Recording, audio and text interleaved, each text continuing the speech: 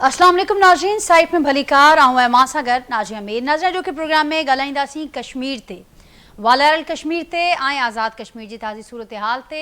Programme के आगाज़ में ज़िक्र कंदासीं नाज़रीन वालरल कश्मीर जो। अॼु 5 अगस्त है ऐं 5 अगस्त 2019 यानी अॼु खां 7 साल अॻु भारत पारां कश्मीर जी ख़ुसूसी हैसियत के ख़त्म कयो वियो हो। वालरल कश्मीर जी ख़ुसूसी हैसियत जे ख़ात्मे वारो जेको गैर क़ानूनी ही कदम हो, गैर क़ानूनी अमल हो, उन ख़िलाफ़ नाज़रीन गुज़िरियल 7 सालनि खां हर साल एहतजाज भी थींदो आहे। कश्मीरियुनि सां यकजहती ऐं ॿधीअ जे इज़हार तौरु मुल्क अंदरि नाज़रीन मुख़्तलिफ़ रैलियूं निकिरंदियूं आहिनि, तक़रीबूं थींदियूं आहिनि। हिन भेरे बि असांखे उहो सिलसिलो नज़र अचे पियो ऐं कश्मीरियुनि सां यकजहतीअ जो भरपूर नमूने इज़हार कयो पियो वञे इन उम्मीद सां त जेको आलमी ठहिराउनि जो मूजिबि जेको हल मौजूदु आहे इन मसइले जो, उन मूजिबि इन मसइलनि जो हल कढियो वेंदो, आलमी बिरादरी जो ध्यानु छिकरायो वेंदो त कहिड़े रीति कश्मीर सां सालनि खां जेको ज़ुल्म ॾाढ ऐं नाइंसाफ़ी थिए पई, उनजो सिलसिलो केतिरो ड्रिघो थींदो वञे पियो ऐं उन ॾस में इंसाफ़ जे लाइ जेका हुननि जी जदोजहद आहे, अमुन जे लाइ जेका हुननि जी असां वेड़ था ॾिसूं, उहा हिन वक़्तु बि जारी आहे ऐं उनमें पाकिस्तान उन सां गॾु बीठो आहे। कश्मीरी अवाम सां पाकिस्तान न रुगो हम आवाज़ आहे पर उन्हनि जी जदोजहद में, उन्हनि जे नाज़रीन वेड़ में पाकिस्तान हर कदम ते गॾु बीठल आहे। अॼु उन मामले ते बि गुफ़्तगू कंदासीं प्रोग्राम में, कहिड़े रीति इन मामले ते जेतोणीकि दुनिया हिन खे मञे बि थी त ही हिक तरफ़ी जेका कार्रवाई कई आहे भारत उनखे गैर क़ानूनी भी कोठे थी, पर उन बावजूद उन हवाले सां जेको हल उनजो ॾिनो वियो आहे, उन हल मूजिबि उन मसइले खे हल न पियो कयो वञे। 7 साल गुज़रण बावजूद ही सिलसिलो मौजूदु आहे। अॼु खां 7 साल अॻु नाज़रीन जेका असां ॻाल्हि कयूं था त ख़ुसूसी हैसियत खे ख़त्म कयो वियो, उन हवाले सां आर्टिकल 370 ऐं आर्टिकल 35A उनखे ख़त्म कयो वियो हो ऐं उन जे ख़ात्मे सां कश्मीर जी जेका ख़ुसूसी आइनी हैसियत थी उनखे ख़त्म कयो वियो हो, जंहिं ते पिणु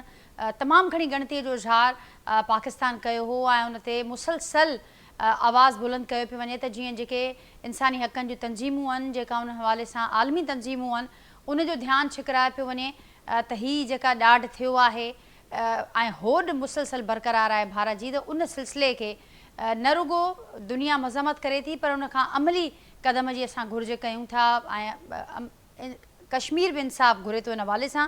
त प्रोग्राम जे पहिरें हिसे में उन ते गुफ़्तगू कंदासीं ऐं प्रोग्राम जो जेको ॿियो हिसो हूंदो नाज़रीन उन में बि कश्मीर ते ॻाल्हाईंदासीं, पर असां आज़ाद कश्मीर जी सूरत हाल ते ॻाल्हाईंदासीं। असां अव्हांखे इहा ॼाण आहे त आज़ाद कश्मीर अंदरि नाज़रीन इलेक्शन हलंदड़ आहे, इलेक्शन जा 2 मरहला मुकमल थी चुका आहिनि ऐं 2 मरहलनि खां पोइ जेका उते सियासी छिकताण जारी, उन में तमामु घणी वाध थी आहे ऐं उन सियासी छिकताण जा जेके असर आहिनि मुल्क अंदरि जेको हिकिड़ो इतिहाद असांखे वफ़ाक़ अंदरि नज़र अचे पियो, मरकज़ी हुकूमत जे उन इतिहाद में बि असांखे ॾार पवंदे नज़र आया आहिनि, पर उहो सिलसिलो उहा छिकताण बदस्तूर जारी आहे ऐं 3 मरहलो अञा थियणो आहे 10 अगस्त ते आज़ाद कश्मीर अंदरि। ऐं उन खां सवाइ हिकिड़ो एहतजाज बि हलंदड़ आहे नाज़रीन ऐं गुज़िरियल केतिरनि ई ॾींहंनि खां उहो जेको बहिरान हलंदड़ आहे उन में बि ॾींहों ॾींहुं वाध थी आहे। तमामु घणी कश्मीर अंदरि जेका सूरत हाल आहे हसास आहे, इन हवाले सां बि अॼोके प्रोग्राम में गुफ़्तगू कंदासीं त हीअ जेका हलंदड़ छिकताण आहे या एहतजाज आहे कश्मीर कॉस के जे लाइ केतिरो नुक़सानकार आहे, उनजो हल छा आहे, उन हवाले सां छा करे सघजनि थियूं वक़्त जी हुकूमतूं, रियासत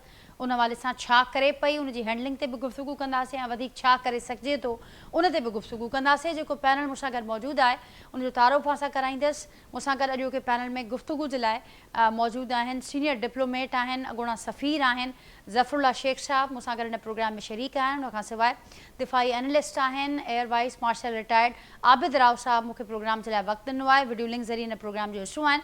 मां ॿिन्ही खे भलीकार, मां ॿिन्ही जी महिरबानी, मां गुफ्तगू के लिए वक्त नो। अब राव साहब आपसे गुफ्तगू का आगाज़ करूँगी, क्या कहेंगे आप? 7 साल भारत के उस गैर कानूनी कदम को, उस गैर कानूनी अमल को जिसकी मजम्मत ना सिर्फ पाकिस्तान बल्कि कश्मीर के अंदर दुनिया के अंदर हो चुकी है, हो रही है, लेकिन बदस्तूर वो जो गैर कानूनी कदम था वो बरकरार है। आज 7 साल उसको मुकम्मल हुए हैं। मुल्क भर में कश्मीरियों से यकजहती के इजहार के तौर पर आज बात हो रही है और एक बार फिर से आलमी बरादरी का भी इस तरफ उनका ध्यान भी हम कर रहे हैं कि उनका ध्यान भी इस तरफ फिर से आए कि सिर्फ मजम्मत काफ़ी नहीं, कुछ अमली इक़दाम की भी ज़रूरत है। कैसे देखते हैं आप इन 7 सालों को, इन 7 सालों के दौरान जो कोशिशें ली गई और उसके अलावा आलमी बरादरी का जो रिस्पांस है उस पर क्या कहेंगे आप? बहुत शुक्रिया राजीव। देखें, इसमें ये 7 साल नहीं, आप सन 47 से अगर आप देखें तो आपको ये देखना है कि पाकिस्तान की कश्मीर पॉलिसी क्या रही है। आप को ये सुनकर अफसोस होगा, मैं भी एक स्टूडेंट ऑफ हिस्ट्री के तौर पे ये बात कहूँगा कि पाकिस्तान की कोई कश्मीर पॉलिसी है ही नहीं। आपने वो कीमत नहीं अभी तक तय की कि आप जिस पे कश्मीर को आज़ाद कराएंगे, पाकिस्तान में शामिल करेंगे, हिंदुस्तान से उसका कब्जा छुड़ाएंगे, तो उसके लिए आपके पास ताकत होनी चाहिए, जो नहीं है। जो आपके मुमकिना सॉल्यूशंस थे उनमें सिफारती थे, उसमें अखलाकी थे, उसमें फौजी सॉल्यूशन थे। आपने अभी तक सिर्फ फौजी सॉल्यूशन ट्राई किए। सन 48 की जंग एक फौजी सॉल्यूशन था जो अधूरा रह गया। सन 65 की जंग में हम नाकाम हुए कश्मीर को आज़ाद करने में। सन 71 में जंग ईस्ट पाकिस्तान की तरफ थी। लास्ट फिर जो हमने अटेम्प्ट की वो कारगिल में की, और कारगिल का मैं बहुत से वाक़यात का चश्मदीद गवाह हूँ। जो फैसले मेरे सामने हुए, जो मैंने देखा, हमने गवर्नमेंट लेवल पे या आर्म फोर्सेस लेवल पे किए, उनमें किस चीज़ की कमी थी। पूरे उसमें एक दफ़ा कोशिश हुई है कि इसका हम सफारती ताल्लुक जो है ना वो बहाल करके इसको करें। वो था फरवरी 99 में, जब वाजपेयी साहब को बस में लाहौर लाया गया, और उस वक्त एक बहुत कवि इम्कान था कि एक जामे समझौता हो जाएगा कश्मीर पे भी और पाकिस्तान इंडिया रिलेशन पे। करार ये लाहौर में जहाँ करारदाद पाकिस्तान पेश हुई थी, उस पाक में वाजपेयी साहब गए और उन्होंने लिखा कि जी ये पाकिस्तान को दिल से निकाल देना चाहिए कि हिंदुस्तान ने आपको तस्लीम नहीं किया। और उसी वक्त परवेज़ मुशर्रफ ने कारगिल पे चढ़ाई कर दी थी। वो एतमाद को जो ठेस पहुंची है उसके मेरा ख्याल अगले 50 साल तक असरात रहेंगे, और वो कश्मीर का मामला फिर दोबारा एक ऐसी सर्द खाने में फेंक गया कि जिसका कोई सलूशन सिवाय जंग के अब कोई रह नहीं गया। जंग पे अगर आप करके ले सकते हैं तो ले लीजिए। कहने का मकसद मेरा ये है कि चूंकि पाकिस्तान की कोई कश्मीर पॉलिसी नहीं है कि आपने किस कीमत पे कश्मीर को आज़ाद कराना है, किस तरीके से करना है। आप यूएन में चले गए और 1949 का एक रेजोल्यूशन है जो कहता है कि जी प्लेबिसिट होगी, दोनों फौजें वहाँ से निकल जाएंगी, तो वो ना उस वक्त निकली। सन 53 तक बड़ी कोशिशें हुई 4 साल उस रेजोल्यूशन के बाद, लेकिन ना इंडिया माना ना पाकिस्तान माना कि वहाँ से फौजें निकाल लें। तो अब जबकि 70 साल और गुजर गए हैं, आपका ख्याल है कि हम यूएन रेजोल्यूशन की बातें करते हुए प्रैक्टिकल अप्रोच अडॉप्ट कर रहे हैं? इस तरह कभी कोई इलाके खाली नहीं करते, इसी तरह कोई इलाके जीते नहीं जाते। हैविंग सेड दैट, 2019 में ये इनकी स्टेटेड पॉलिसी थी। ये तो 5 अगस्त को तो पता चला, लेकिन उससे पहले बीजेपी के मंशूर में था कि सारी टेरिटरीज को बराबर स्टेटस देंगे, और कोई ऐसी स्पेशल स्टेटस वाली जैसे कश्मीर थी कि गैर कश्मीरी वहाँ प्रॉपर्टी नहीं खरीद सकता। फिर इस 50-55 सालों में, पिछलों में ख़ास तौर पे, उन्होंने जो आबादी का तनासुब चेंज किया है जम्मू का, वहाँ पे पूरे हिंदुस्तान से ला के हिंदू आबाद किए, ताकि अगर कल कभी कभार हो भी जाए इम्कान प्लेबिसिट का, तो वोट वो न पड़े जो पाकिस्तान की उम्मीद है। दूसरा, मुझे ये भी बड़ा अफसोस करना पड़ता है कि कारगिल के बाद किसी मुसलमान मुल्क ने आपका साथ नहीं दिया कश्मीर के मामले पे, ख़ास तौर पे। इवन 1948 से जो हम सपोर्ट कर रहे हैं फ़लस्तीनी रियासत को, यासर अरफात भी इंडिया की साइड लेता था कि आप हमारे भाई हैं, वो हमारा दोस्त है। और इसका फ़र्क ये अरब ममालिक करते हैं, तो ये हमें समझ जाना चाहिए। तो अब हमें अपने अप्रोच में चेंज करना पड़ेगा। ठीक है, हमारे कश्मीरी भाइयों के साथ बहुत ज़्यादती हुई है, उनके वो स्पेशल प्रिविलेजेस ख़त्म कर दिए हैं, उनकी अपनी स्टेट असम्बली थी, उनके कानून साजी उनकी अपनी थी। 370 का आर्टिकल और 35A जो निकला है, उसने सारी वो तरजीहात जो थी वो ख़त्म कर दी हैं, और उसकी स्टेट अब वही है जो तेलंगाना की, महाराष्ट्र की या किसी और उसकी है। दूसरा जो सबसे बड़ा नुकसान पाकिस्तानी तहरीक को पहुंचा है कि 9/11 के बाद जो मुजाहिदीन मूवमेंट थोड़ी बहुत थी भी वहाँ पे, उसको भी हिंदुस्तान ने बड़ा कन्वीनियंटली टेररिस्ट एक्टिविटीज से इक्वेट कर दिया, और दुनिया ने मान लिया है कि पाकिस्तान वहाँ पे टेररिज्म करता है। इसी का बहाना लेके उन्होंने 2025 में पाकिस्तान के चंद ऐसे मराकज़ पे हमला किया था जिसको वो करता है। आप ये याद कर लें कि उसके बाद किसी मुसलमान मुल्क में इंडिया को कंडेम नहीं किया। पाकिस्तान को ही कहते रहे कि कोई बात नहीं, अगर हिंदुस्तान थोड़ा सा मारपीट कर ले, चुप करके बर्दाश्त कर लेना, वो बहुत बड़ा है। ये तो पाकिस्तान की आर्म फोर्सेस की एक रेजिलियंस थी कि इन्होंने इनकार कर दिया और इंडिया को वो मुंह तोड़ जवाब दिया कि इसके जो अरब सपोर्टर्स थे वो भी हैरान रह गए कि पाकिस्तान ये भी कर सकता है। अब कश्मीर के लिए आपको इनवर्ट सोचना पड़ेगा कि क्या आप करें। तो कश्मीर की जो है आप नई पॉलिसी बना सकते हैं, नई अप्रोच रखें और उसमें क्या ऐसी कंडीशंस कंड्यूसिव हो, ल्यूक्रेटिव हो, अट्रैक्टिव हो कि हिंदुस्तान ये मकबूजा कश्मीर में रहने वाले लोग पाकिस्तान की तरफ देखें। इकोनॉमिकली आप स्ट्रांग होने चाहिए, जुडिशरी आपकी स्ट्रांग होनी चाहिए, आपको इंसाफ मिलने की तवक्को होनी चाहिए, आपकी तरक्की ऐसी होनी चाहिए कि वो अट्रैक्ट फील करे।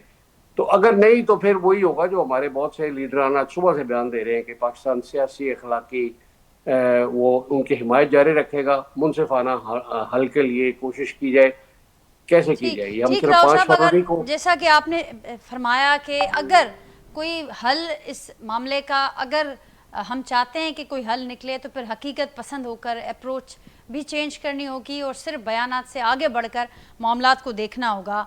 ज़फ़र शी साहब, अवां वॾी देर सां राव साहब खे ॿुधो, उहे सम्झनि पिया त का मुस्तक़िल पॉलिसी कश्मीर वारे मामले ते न हुअणु ऐं उन में जेका पॉलिसी मौजूदु रही या जेके मामला रहिया उन में तसलसुल जो न हुअणु, ही वॾा रीज़न्स आहिनि जंहिंजे करे असां ॾिसूं पिया त अञा ताईं बावजूदि केतिरा ई साल गुज़री चुका आहिनि ऐं उहे साल गुज़रण बावजूदि सलामती काउंसिल में ठहराव मौजूदु आहिनि, ॿिया मामला मौजूदु आहिनि, पर उन बावजूदि न त असांखे हिकिड़ी इंटरनेशनली जेकॾहिं ॻाल्हि कयूं त असांखे उहा हिमायत नज़र अचे पई कश्मीर कॉज़ ते पाकिस्तान जे हवाले सां, पाकिस्तान जे मौक़िफ़ जी, ऐं न ई उन हवाले सां को हल इन जो निकिरी सघियो आहे।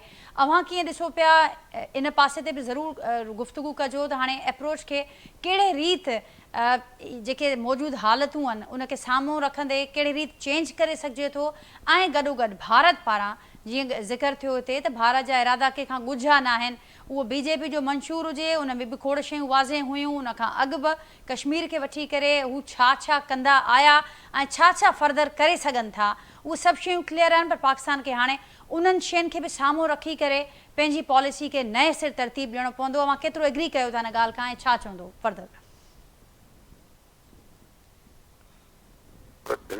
मां पंहिंजो काफ़ी हद ताईं मुतफ़िक़ आहियां रावत साहब सां, जेके हुन सभु ॻाल्हियूं ॿुधायूं हुनखे रिपीट कोन कंदुसि। अच्छा, हाणे ॻाल्हि ॿुधो, फॉरेन ऑफिस में मां पॉलिसी ते बि रहियो आहियां डायरेक्टर जनरल। कई दफ़ा इहा असांजी कश्मीर पॉलिसी हमेशह डिस्कस थींदी रही आहे ऐं उन में जेको आहे हर वक़्तु इहो सोचियो वियो आहे त हाणे छा कजे। हाणे काफ़ी साल गुज़री चुका आहिनि, जो तव्हां ॿुधायो पंहिंजे बैकग्राउंड में ब्रीफिंग में। हाणे कश्मीर जो मसइलो हल कीअं थिए? असल में जेको ॻाल्हि आहे त ही अहिड़ो अटकिजी वियो आहे हक़ीक़त में हिन दुनिया में, जहाँ तक यूनाइटेड नेशंस जी ॻाल्हि आहे, जिते एतिरा रेज़ोल्यूशन्स पास थी चुका आहिनि कश्मीर ते, उन ते कोई बि अमल जेको आहे हिंदुस्तान नथो करे। पर मां त अनफॉर्चुनेटली ऐं हर वक़्तु मां ईअं ई चवंदो रहियो आहियां त यूनाइटेड नेशंस ही बिल्कुलु लूली ऐं लंगड़ी थी वई आहे। उनजे रेज़ोल्यूशन्स खे कोई बि ॿुधे कोन थो ऐं उन में का बि ताक़त न रही आहे। यूनाइटेड नेशंस खे जेको जॾहिं ठाहियो वियो हुयो ऑटोमन जे फॉल खां पोइ, इहो मतिलब सां ठाहियो वियो ऐं पंहिंजे जेके ख़ासि जेके हुननि माण्हू 4 पैसा गॾु करे जेको हुनखे वीटो पावर बि ॾिनो वियो ऐं अमेरिका हुनजो सरदार हुयो ऐं उन में वेही करे हुननि पंहिंजा मसइला हल करण जे लाइ ऐं मोनोपली मेंटेन करण जे लाइ ऐं कोल्ड वॉर खे ख़तमु करण जे लाइ, हराइण जे लाइ सोवियत यूनियन खे, इहो सॼो मामलो हल थियो हुयो। पोइ वरी वर्ल्ड वॉर्स अची वियूं। अच्छा, कोल्ड वॉर बि ख़तमु थी वई। असल में इहे जेके रेज़ोल्यूशन जेके मतिलब जा आहिनि त उहो इहे मुल्क जेके आहिनि जिन खे वीटो पावर आहे, उहो पंहिंजे मतिलब सां यूज़ कनि था पिया। जे बाक़ी जेके ॿिया मुल्क आहिनि, इलाही रेज़ोल्यूशन पास थिया आहिनि जिन खे का बि लिफ्ट कान्हे का, ऐं कोई बि अहिड़ो को प्रोविजन कोन्हे जेके मतिलबु ज़ोर सां यूनाइटेड नेशंस जो फोर्स या ॿियो उन्हनि सां उन्हनि खे पंहिंजो मंझरायो वञे मुल्कनि खां। उन्हनि में इंडिया हिकिड़ो वॾो तमामु हिकिड़ो भंजकड़ी वारो मुल्क आहे ऐं ॿियो इसराइल वॾो भंजकड़ी वारो मुल्क आहे ऐं हुन खां वॾे में वॾो मुल्क जेको भंजकड़ी वारो आहे उहो अमेरिका आहे। ॻाल्हि मक़सदु चवण जो इहो ई आहे त ॾिसो त हाणे बोस्निया जी वॉर लॻी, केतिरा माण्हू मारिया विया, दोरीअ मारिया विया, कोई ॾिसण जी कोई ताक़त कान। ICJ जी का वैल्यू कान रही आहे, ICC जी का वैल्यू न रही आहे। उन खां पोइ फ़लस्तीन जो तव्हां लेटी असां जेको ॾिसूं पिया, जेतिरा एतिरा शहीद थिया, कोई पुछण वारो कोन्हे। जीअं राव साहब चयो त कोई कंहिंखे सपोर्ट करण वारो तयारु न आहे। टियों फलस्तीन जेको हाणे थिए पियो अमेरिकन इसराइल में छा पियो थिए मुस्लमान जे मथां तव्हांखे पाण ख़बर आहे 74 खां पोइ इस्लामिक समिट थी उन खां पोइ छा थिया मुस्लमान लीडरनि खे कीअं उॾारियो तव्हांखे सॼी ख़बर आहे हाणे हुनजो जवाबु सिर्फ़ु हिकिड़ो ई आहे त जेको हीअ जेकी गेम हली रही आहे सॼी दुनिया में जेकी दुनिया नंढी थी चुकी आहे बेसिकली जेको आहे हाणे हुनजा 2-3 ऑब्जेक्टिव्स वञी रहिया आहिनि हिकिड़ो त मिडल ईस्ट में तव्हांखे पाण ख़बर आहे त जेको आहे ग्रेटर इसराइल खे अॻिते कयो पियो वञे ॿियो जेको जनरली जेको आहे त जेको मुस्लिम्स जेको आहे बेसिकली मुस्लिम्स जे ख़िलाफ़ इहो बिल्कुलु कंसर्टेड एफर्ट थी रही आहे त हिकु प्लेटफॉर्म ते उन्हनि खे अचणु न ॾियो ऐं उन्हनि खे स्प्लिट करे रखो उन्हनि खे यूटिलाइज़ कयो उन्हनि जा पैसा खाई वेही रहियो सॼो गल्फ स्टेट्स आहे जेके पेट्रोलियम जा आहिनि मां कुवैत में 4 साल रहियो आहियां सऊदीअ में बि रहियो आहियां तव्हां ॾिसंदो त हुनजा सॼा फंड्स जेके आहिनि सॼा वेस्ट में पिया आहिनि उन्हनि खे थोरी क्राइसिस अचे थी त फंड्स फ्रीज़ करे छॾींदा आहिनि कुवैत जॾहिं फॉल थियो त हुनजो त पैसा कोन असां ॾींदासीं जेको आहे त इनखे जेको असां कई दफ़ा ईअं थियो हुयो त असांजी बैलेंस ऑफ पेमेंट जो मसइलो आयो कुवैत खे चयोसीं त बाबा $500 मिलियन छॾा ॾियो मां 19 जी ॻाल्हि त हुननि रिफ्यूज़ कयो बिलियंस ऑफ डॉलर्स हुननि जा उते पिया आहिनि कोई बि अचण लाइ तयारु कोन्हे असां ॾाढी कोशिशि कईसीं त पाकिस्तान मुल्क आहे इन्वेस्टमेंट कयो करण लाइ तयारु न आहिनि मां हाणे हक़ीक़त जी ॻाल्हि थो कयां ॻाल्हि इहा आहे त इहे जेको तव्हां जेकी ॻाल्हि कई त रुगो नारा लॻनि था ऐं स्टेटमेंट्स जी हद ताईं इहे मसइलो हल कोन थींदो सॼी ॻाल्हि सॼी जेकी थी आहे 370 खे ख़तमु कयो वियो 35A खे ख़तमु कयो हुनजा डिटेल्स ऑलरेडी रायो साहब ॿुधाया तव्हां बि ॿुधाया आहिनि हाणे मां सम्झां थो त हीअ जेकी दुनिया जो हाणे वक़्तु आयो आहे इन्हनि में इंडिया खां पुछण वारो कोई कोन्हे उनजे मथां एक्शन खणण वारो कोई बि कोन्हे हिकु लफ़्ज़ बि न को अमेरिका त चए न को ॿियो को चए हिननि खां बंदि खड़ी कई आहे या हिनखे सॼे वर्ल्ड पीस खे स्पॉइल था कनि छो जो पाण स्पॉइलर्स आहिनि उहो पाण जेके दादागिरी करे रहिया आहिनि सॼे मुल्क ते जेको सॼो आहे सॼी अखियुनि सां मुल्क ॾिसनि था वेठा हाणे हिकिड़ो मुल्क हुननि ईअं स्प्लिट करे छॾियो आहे जो ॿियो मुल्क ॿिए कंहिंखे सपोर्ट नथो करे सघे मुस्लमान मुल्क मुस्लमान खे सपोर्ट नथो करे सघे साईं यासिर शाह जी ॻाल्हि कई बिल्कुलु सही आहे हुन में इंडिया जा हाणे इंडिया जा दोस्त घणा थी विया आहिनि छो जो जेको हिते जेको जिते ॾिसनि था जिते उहो ई हाणे ॻाल्हि वञी थी वई आहे त कोई कंहिंजे लाइ ओपनली सपोर्ट कोन थो करे हाणे असल में छा थियो पोइ मजबूरन छा थो थी पए त हाणे पाकिस्तान जंहिं वॉर मां गुज़री रहियो आहे वॉर ऑफ टेररिज़म में जंहिंमें वॾो टेररिस्ट जेको आहे उहो इंडिया आहे इंडिया बिल्कुलु टेररिस्ट स्टेट आहे हुनजो लीडर टेररिस्ट आहे ऐं सभु ॻाल्हियूं जेके आहिनि कोई मञण लाइ तयारु न आहे कोई चवण लाइ तयारु कोन्हे कोई UN में वञण लाइ तयारु कोन्हे हो चए थो जेके रेज़ोल्यूशन्स खणी अचो मां न मञींदुसि इंडस वाटर ट्रीटी खे मञींदुसि मां न मञींदुसि ICA जी डिसीशन आहे मां न मञींदुसि ICC जी ॻाल्हि आहे इसराइल चए थो मां न मञींदुसि हिन होड़ जो इलाज चवां छो त भारत पंहिंजा दोस्त वधाइण में पंहिंजा दोस्त ठाहिण में कामयाबु आहे अवां UN जे किरदार ते बि ॻाल्हायो मुस्लिम मुल्कनि जे किरदार ते बि ॻाल्हायो त गैर फ़ाल असांखे अमली तौर ते ही जेके इदारा ठहियल आहिनि उहे असांखे गैर फ़ाल नज़र अचनि पिया हाणे इलाज छा आहे अहिड़ा मुल्क जेके स्पॉइलर्स आहिनि सॼी दुनिया जो एक्सपोज थी चुका आहिनि इन्हनि जी होड़ जो इलाज छा आहे ऐं कंहिं वटि जी इन जो इलाज हाणे ईअं आहे या त हिन जी पचड़ छॾी वञे नंबर 1 टू बी रियलिस्टिक ॾिसो ॻाल्हि ॿुधो तव्हांखे यादि आहे त पंहिंजो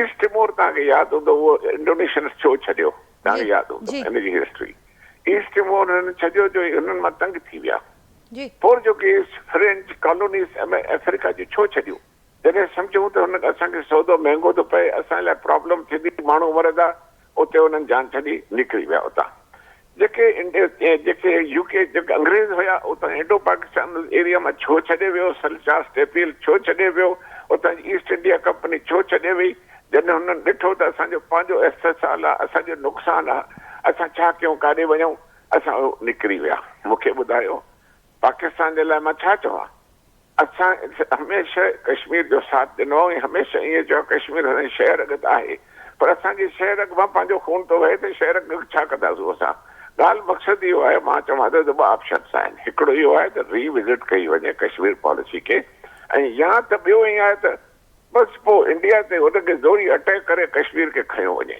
ॻाल्हि आहे इहा ॾाढी मां अॼु पहिरियों दफ़ो इहा ॻाल्हि थो कयां पब्लिकली ॻाल्हि थो कयां त या त हुन ते अटैक करे मक़बूदा कश्मीर खे खयो वञे वापसि खयो अचे पाकिस्तान माशाल्लाह वॾो मुल्क आहे हाणे ॾिसो ॿई पॉसिबल न आहिनि जेको आहे पाकिस्तान कोई बि न मञे थो त इहे ॿई चवंदा आहिनि जेको आहे अकुल वारा न आहिनि, पर इन खां सवाइ सोल्यूशन मूंखे नज़र कोन थो अचे। या त ईअं ड्रैग कंदा रहो, ईअं हलंदा रहो, चादर विछाईंदा रहो, वरी मेरी थी वेंदी, ॿी चादर विछाईंदा रहो, बिस्तरो बि हुजे, पंहिंजो ख़र्च कंदा रहो, पंहिंजो जेको बि आहे मक़सदु कोई बि न हल थींदो। यूनाइटेड नेशंस बिल्कुलु गैर फाल थी चुकी आहे, ॿियो को मूंखे लॻे थो। ठीक है शेख साहब, हमारी गाल के अज्ञा में राव साहब, आप समझते हैं कि मुस्लिम ममालिक का इस ज़मन में कोई किरदार, और ख़ास करके अभी रिसेंट जो हमने सूरत हाल देखी भारत के अंदर, जिस किस्म का एक एहतजाज हमने देखा, और उससे पहले भी कई बार वो पॉलिसियाँ किस तरह से बेनकाब हुई सारी दुनिया के सामने आई, लेकिन जिस तरह से ज़फ़र शेख साहब ने कहा कि डायनामिक्स फिर भी इन मामलात के एक्सपोज होने के बावजूद डायनामिक्स बड़े मुख्तलिफ हैं और रियलिस्टिक होकर इन चीज़ों को देखना पड़ेगा, तो आप हल क्या देखते हैं? और आप समझते हैं कोई मुस्लिम ममालिक इकट्ठे होकर इन मसाइल का अपने अपने मुल्क के हवाले से कोई हल मिलकर निकाल सकते हैं? एक लफ्ज में कहूँगा नहीं, ऐसा नहीं हो सकता। पाकिस्तान को जो करना है खुद करना होगा, और ये पाकिस्तान और इंडिया मिलके, देखिए 1972 में जब शिमला एग्रीमेंट साइन हुआ इंदिरा गांधी और जुल्फ़िकार अली भुट्टो के दरमियान, तो एक बहुत बड़ा चेंज आया था कश्मीर के स्टेटस में, जो अननोटिस्ड गया कि कश्मीर एक इंटरनेशनल इशू के बजाय एक बायलैटरल इशू बन गया था। और उसमें हमने एग्री किया था इंडिया के साथ कि हम इसका हल दोनों आपस में बैठ के करेंगे। उसमें इंडिया की बदनीयती शामिल थी, या पाकिस्तान इस ट्रैप को समझ नहीं सका, हमने साइन कर दिया। अब 72 के बाद से लेके कश्मीर को आप असूली तौर पे किसी इंटरनेशनल फोरम पे नहीं उठा सकते जब तक कोई नई ऐसी डेवलपमेंट ना हो जो पहले नहीं थी। तो वो उस चीज़ को इंडिया ने बहुत एक्सप्लॉइट किया है। कभी कहते हैं जी कम्प्रिहेंसिव डायलॉग करेंगे, कभी कहते हैं कंपोजिट डायलॉग करेंगे, कभी कहेंगे सिर्फ इस पे करेंगे। अब देखिए ना 72 के बाद जो बड़ा चेंज आया है वो सियाचिन ग्लेशियर पे आया है। उस पे इंडिया ने जो कब्जा किया है उस पे समझौता करने पे रिपोर्टेडली इंडियन आर्मी तैयार नहीं है, कि वो नहीं ऐसा कोई मौका देना चाहते कि वो एक दफ़ा वहाँ से निकल जाए।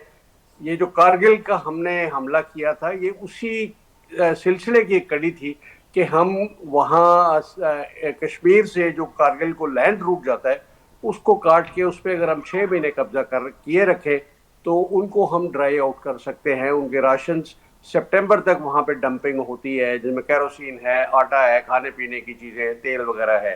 तो वो अगर आप रोक लेते तो हो सकता है इंडिया मजबूर होकर आपके पास आता।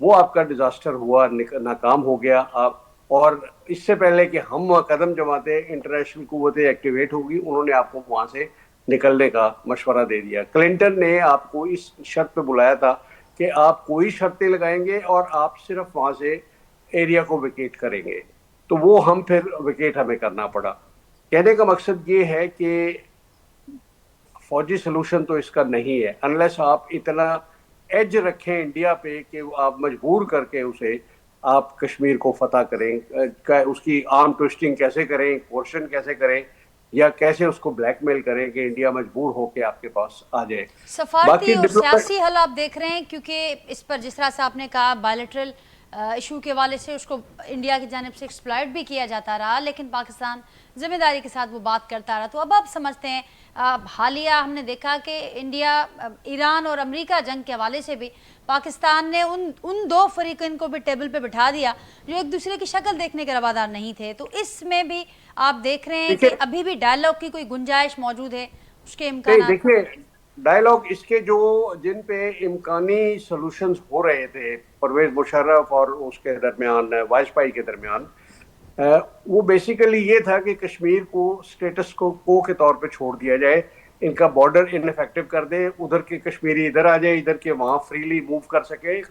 बेशुमार फैमिलीज सन 47 से डिवाइडेड हैं, तो वो फिर 10 साल उसको रहने दें ऐसे, फिर उनको देख लेंगे कि वो किसको ज्वाइन करना चाहते हैं या इंडिपेंडेंट रहना चाहते हैं। इसके अलावा इसका कोई हल नहीं है।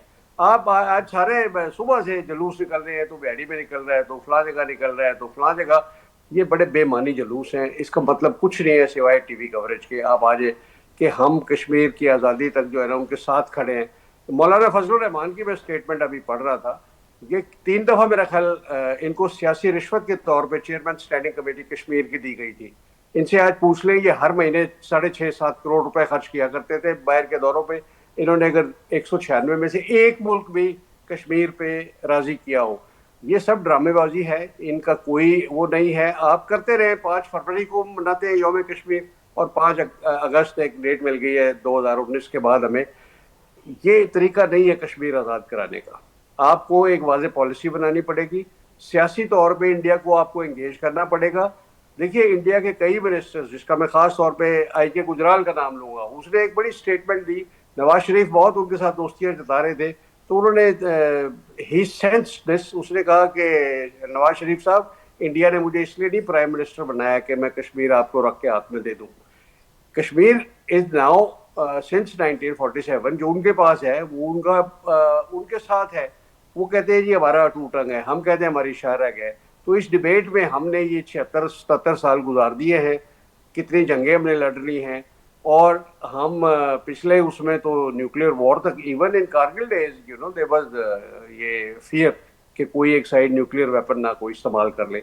अब सोचने की बात ये है कि जी आप 80 लाख कश्मीरियों के लिए 25 करोड़ अवाम को न्यूक्लियर जंग का ईंधन बनाना चाहते हैं, या रिस्क लेंगे उसका? या अगर आपको इतना ही अजीज है कश्मीर, तो आप ऐलान करें कि जी हमने बंदे बंदे को मरवा देना है लेकिन कश्मीर आज़ाद करना है, ताकि पूरी कौम आपके साथ हो। या डिबेट करें आप। तो ये बगैर डिबेट किए, बगैर इस पे कंसेंसस के हमने एक स्लोगन कैरी किया है जिसमें हम खुद बिलीव नहीं करते अगर देखा जाए तो इसलिए कश्मीर पॉलिसी आप बनाएं, कश्मीर की एक कीमत तय करें। इंडिया के साथ नेगोशिएट करना है, उसको धमकाना है, उसको किसी तरह भी उसकी आर्म ट्विस्टिंग करनी है, करें। और लेकिन उसके लिए आपको कश्मीरी अवाम जो उस साइड में हैं उनको अपने साथ लाने के लिए आपने एक एक पार्टी को वहाँ पे मायूस किया है मकबूजा कश्मीर में, चाहे वो अली गिलानी हो, तो चाहे फारूक अब्दुल्ला के मानने वाले हों, चाहे और जितनी पार्टियां हैं। मतलब मुझे तो आज तक समझ नहीं आई, मैं उम्र के आखिरी हिस्से में हूँ, अभी बचपन से सुनता आया कि जी कश्मीर जो है ना उस पर नाजायज़ कब्जा है और पाकिस्तान उसको आज़ाद कराएगा। 35 साल एयरफोर्स में भी नौकरी कर ली और यही स्लोगन हमने कैरी किया, जंगें करके देख ली, लेकिन मुझे नहीं लगता हमारी गवर्नमेंट के पास कोई पॉलिसी ऐसी है जिसपे एक आम पाकिस्तानी को यकीन आए कि इस पे अमल करके हम कश्मीर को आज़ाद करा सकते हैं। ठीक शेख साहब, जेका ॻाल्हि कनि पिया राव साहब, अवां कीअं छा चवंदो उन ते त असांखे पंहिंजी पॉलिसी खे रिविज़िट करिणो पवंदो ऐं गॾोगॾु साॻी ॻाल्हि हू भारत लाइ बि कनि पिया त इंडिया में बि असां ॾिसूं पिया त उन हवाले सां जेका पॉलिसी आहे उहा बि दुनिया जे आॾो आहे त कहिड़े तरीक़े सां एक्सप्लॉइट करिणो आहे शयुनि खे, कहिड़े तरीक़े सां मामलनि खे अॻियां वधाइणो आहे। त हाणे इन सूरत हाल में ॿिन्ही पासनि खां सियासी इंगेजमेंट, सफ़ारती इंगेजमेंट वधाइण जी ॻाल्हि थिए पई, उहा अवां सम्झो पिया त वे फॉरवर्ड थी सघे थो इन सूरत हाल में?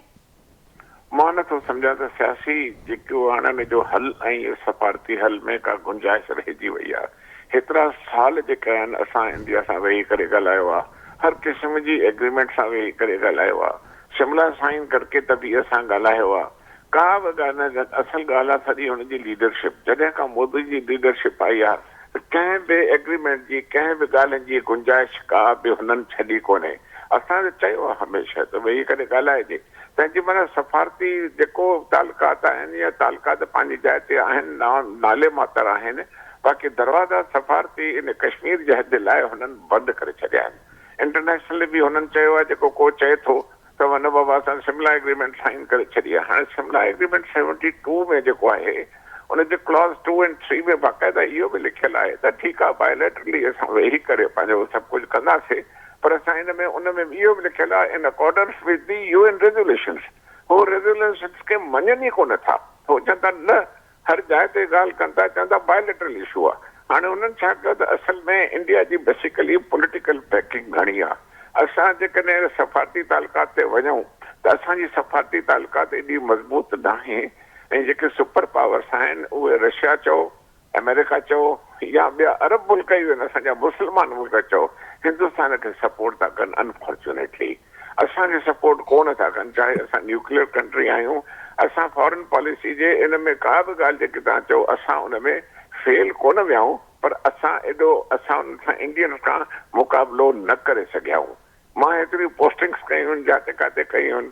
उहो छा त जेको ॾाढो सुगाबो आहे, इंडिया वॾो कंट्री आहे ऐं उते डेमोक्रेसी आहे ऐं उते काई बि उते ॿियो को रूल कोन्हे जो हिकु डेमोक्रेसी हलंदी थी अचे कहिड़ी बि आहे कीअं बि आहे, पर मक़सदु ईअं न त उते बि इलाही अगेंस्ट मूवमेंट आहिनि, सिख आहिनि, ॿिया आहिनि, घणी 100 खां वधीक मूवमेंट्स आहिनि, पर उहो सर्वाइव करे रहियो आहे हिकु ई पॉइंट ते त उते डेमोक्रेसी आहे, उते सिस्टम कमु करे पियो अॻिते हली जेको आहे। मक़सदु चवण जो आहे त मां अंदरि बिटवीन द लाइन्स इलाही ॻाल्हियूं चई वियो आहियां, हुन बि चई राव साहिबु। हाणे मक़सदु इहो आहे त हिकिड़ी ॿी ॻाल्हि मां कयां त कश्मीरियुनि जी जेकॾहिं अंदरि जी हालात ॾिठी वञे, मक़बूज़ा कश्मीर जी ॾिठी वञे, ऐं पंहिंजो जेको आहे उन्हनि उहे त हाणे मायूस थी चुका आहिनि। जेको रिपोर्ट्स आहिनि त ॼण पाकिस्तान कुझु करे कोन थो सघे, हुननि जा माण्हू मरनि था पिया, इलाही मारे छॾिया अथऊं, 8 लख खां वधीक फ़ौज उते वेही रही आहे। हाणे जेको असां हिकिड़ो स्लोगन हणंदासीं कश्मीर बनेगा पाकिस्तान, उन्हनि कंहिं जाइ ते अहिड़नि जाइनि ते फॉर्मल जॻहनि ते मां पंहिंजे जनरली ईअं बि ॿुधो बि आहे त कश्मीर बनेगा पाकिस्तान, न कश्मीरी चवंदा कश्मीर बनेगा कश्मीर, उहो कोन थींदो। त चवण जो मक़सदु आहे त ॻाल्हि जे राव साहिबु कई, असांखे रिविज़िट करणी पवंदी, इहा पॉलिसी रियलिस्टिक थियणो पवंदो त हाणे हिन जे लाइ छा करिणो आहे। दुनिया जे मुल्कनि जेके मां पहिरियों मिसाल ॾिना उहे उतां जान छो छॾे विया, असां ईअं न आहे त जान छॾियूं, पर हिकिड़ी ॻाल्हि ॿुधो, जॾहिं पंहिंजे घर खे तव्हां बाहि ॾेई ॿिए खे सपोर्ट कंदो, छा ईअं थींदो आहे? छा पाड़े में जेकॾहिं ॿिए तव्हांजे घर में सॼो चोर पिस्तौल खणी वेठा आहिनि त ॿियनि खे तव्हां बचाईंदो? न, त न बचाईंदो। पंहिंजो ॾिसो, 5 जंगियूं विड़ी चुका आहियूं, एॾो नुक़सानु करे चुका आहियूं, अधु पाकिस्तान विञाए चुका आहियूं, पैसा अञा विञायूं था पिया, टेररिज़म खे ओन करे छॾियो आहे, अञा तव्हां चओ था त कश्मीर बनेगा पाकिस्तान। तव्हां सच ॻाल्हि पुछो, सची हक़ीक़त मालूम थियणु खपे। असां न्यूक्लियर कंट्री आहियूं, रिस्पॉन्सिबल कंट्री आहियूं, मुस्लमान जे मुल्कनि में असांजी इज़त आहे, ऐं उते सच पुछो त असांखे उहा पॉलिसी एडॉप्ट करणु खपे जंहिंमें असांजो नुक़सानु न थिए। इकोनॉमिकली किथे वञी पहुता आहियूं, असां कर्ज़ था पिया वठूं IMF ते, असां एॾा कर्ज़ थी विया आहियूं जो अलाए केतिरा बिलियन कर्ज़ थी वियो असांजो। We have to be realistic now. So मुंहिंजो को चवण जो मक़सदु इहो आहे, ख़ुदा जे वास्ते पाकिस्तान जी पॉलिसी खे चेंज कयो, कश्मीर जी पॉलिसी खे रिविज़िट कयो, ऐं ॾिसो बाक़ी तव्हां सियासी ऐं जेके डिप्लोमेटिक ॻाल्हि कई आहे, मां सम्झो त उहो पॉसिबल न आहे। उहो पॉसिबल न आहे। ठीकु शेख साहिबु, हाणे जीअं मां ज़िक्र कयो त हाणे जेका सूरत हाल आहे तमामु असांखे रियलिस्टिक थी ॾिसणो पवंदो त असांखे ही पॉलिसी खे बि रिविज़िट करिणो आहे, पर उहा कहिड़ी कास्ट, राव साहिबु इहा ॻाल्हि कई त असांखे कहिड़ी कास्ट ते उहा शइ खपे, असांखे ॾिसणो पवंदो, ऐं पंहिंजे मुल्क खे बि ॾिसणो पवंदो त असीं किथे बीठल आहियूं इन मामले ते। नाज़रीन, हाणे थोरो आज़ाद कश्मीर जी जेका ताज़ी सूरत हाल आहे इन ते भी ॻाल्हायूं था। राव साहब, उस पर आज़ाद कश्मीर, जिस तरह से आपने कहा कि हमें पॉलिसी को रिविज़िट करना होगा और देखना होगा कि मकबूजा कश्मीर में किस तरीके से हम हिमायत हासिल कर सकते हैं, वहाँ के लोग मायूस हो रहे हैं, साल साल से उनके ऊपर जो ज़्यादती, जो नाइंसाफ़ियों का जो सिलसिला है उसके बाद बड़े मायूस हो चुके हैं। लेकिन अब हम देख रहे हैं कि भारत ने वो सिलसिला वहाँ तक रोका नहीं। अब वो कार्रवाइयाँ जिनके शवाहिद भी सामने आ रहे हैं, जिनके मामला सामने आ रहे हैं कि अब वो सिलसिला बढ़ते हुए आज़ाद कश्मीर तक आन पहुँचा है। वहाँ की जो इस वक्त ताज़ी सूरत हाल है उसको कैसे देखते हैं आप, और क्या कहेंगे? वहाँ की जो सूरत हाल है वहाँ पर एक सियासी कशीदगी भी हमें नज़र आ रही है, बहरान जो है वो भी बदस्तूर बरकरार है, जिसमें भी कहा जा रहा है कि बेकिंग मौजूद है। किस तरीके से वहाँ पर सूरत हाल को मज़ीद सबूताज करने के लिए ये मामला हमने इस्तेमाल किया जा रहा है भारत की जानिब से। लेकिन आप क्या कहेंगे इस सूरत हाल को अगर जो हैंडल किया जा रहा है जिस तरीके से, वो कश्मीर कॉज के लिए किस हद तक नुकसानकार है? क्या कहेंगे आप? ये 100% नुकसानदेह है नाजिया। देखिए, पॉलिटिकल मसाइल का हल पॉलिटिकल अप्रोच होती है, मुझे वो नज़र नहीं आ रही। हमारे वो जो पॉलिटिशियंस हैं वो कहीं बैकग्राउंड में हैं, या उन्होंने हार मान ली है कि वो ना सामने आ रहे हैं या वो नहीं आ सक रहे किसी वजह से। तो ये जो सिचुएशन है ये बहुत अनफॉर्चुनेट है, इसका बहुत बुरा इम्पैक्ट पड़ेगा हमारे अपने आज़ाद कश्मीर के इलाकों में जो पाकिस्तान के लिए वफादारियां हैं उसमें डेफिनेटली एक डेंट पड़ेगा। बिकॉज जिनके लोग मारे गए हैं, जिसके बारे में हम, ये सबसे आसान काम है कि आप कहें ये इंडिया करवा रहा है, ये इजराइल करवा रहा है। आप ये देखें कि इसमें हमारा अपना हैंडलिंग या मिस हैंडलिंग कैसी है। तो उस पर चूँकि बहुत ज़्यादा इस वक्त इंफॉर्मेशन फ्लो आउट नहीं कर रही, मेरे लिए बहुत ज़्यादा रियलिस्टिक एनालिसिस करना बड़ा मुश्किल होगा। लेकिन एक ग्लोबल लेवल पे इस चीज़ का इम्पैक्ट बहुत बुरा होगा, बिकॉज ये मैसेजेस किस फॉर्म में उन कश्मीरियों पे जा रहे हैं जो इंग्लैंड में आबाद हैं, जो पाकिस्तान से बाहर हैं, वो किस तरह इस चीज़ को एक्सेप्ट कर रहे हैं, और ख़ास तौर पे जिनके बच्चे लापता हैं, जिनके बच्चे मारे गए हैं, जिनके बच्चे मतलब किसी भी वजह से सीन से गायब हैं, तो उनके बारे में हर किस्म का अंदाज़ा लगता रहेगा जब तक वो रीअपीयर नहीं होते या उनका नज़र नहीं आता।